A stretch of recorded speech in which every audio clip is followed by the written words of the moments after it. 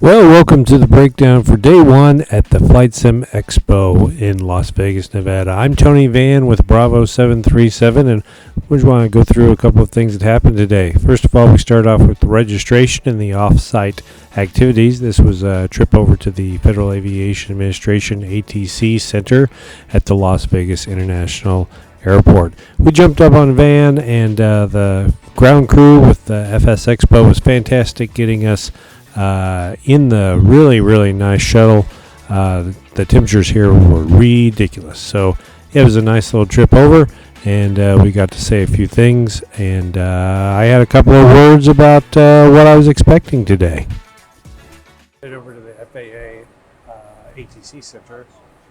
We have been told that basically they're not letting anyone in without an ID and no bags, and we're going to have to turn our phones off. So this should be a pretty cool experience, to be honest with you. So we've got about 5-10 more minutes to go, but then we will be over there looking at, I guess, behind the scenes, some sensitive radar and things like that, which is really interesting to me because we have been obviously interested in flight, but I'm always curious about what the folks are doing on the other side of the scopes, whether that's traffic or determining direction or that type of thing. So really excited to see how this works. One of the highlights of my time here. I also am interested in going to the VetSim presentation where they're going to do some live directing. And so, yeah, I'm excited about it all, and we'll continue our tour today. Now, once we made it there, there was no joke on that security.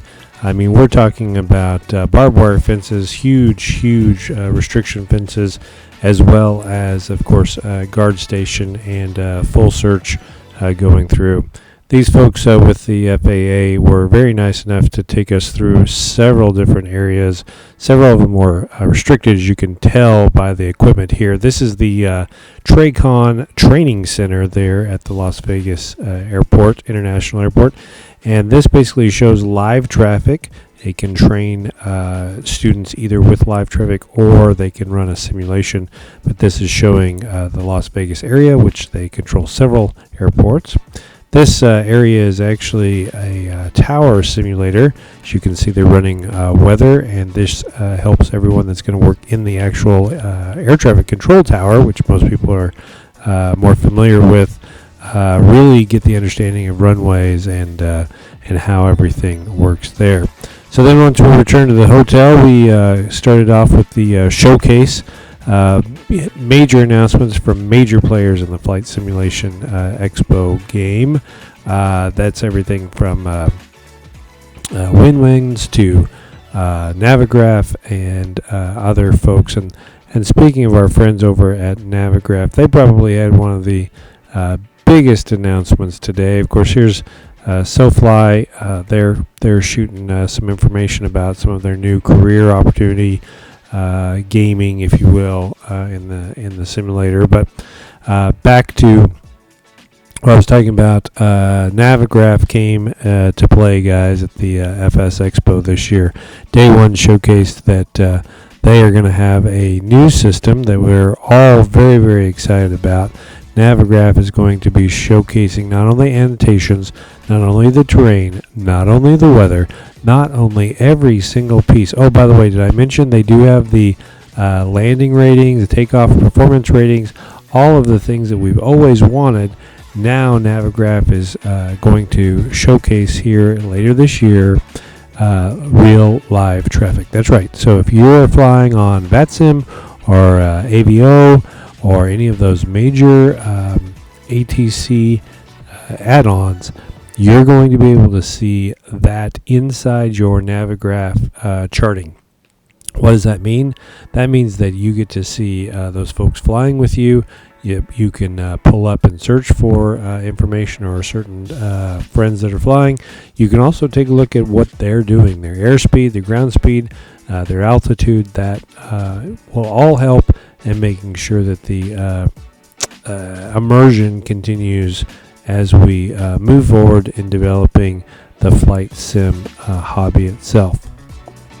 We were lucky enough afterwards to grab a few folks here at FSExpo Our interviewee may be someone that you might or might not know, but most of us do know him as Pat Fuge or Pat 738. Expo. This is my 5th Expo. Let's see, went to the Las Vegas one, which was 6 years ago, and then we went to Orlando, and then the San Diego one the year after COVID, and Houston last year, and this is the 5th one I've been to here in Las Vegas.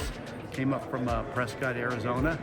A 3-hour drive up to the Expo is networking with people. It's just great to run into people we've met over the years and just collaborate and network with people. That's the best part of this.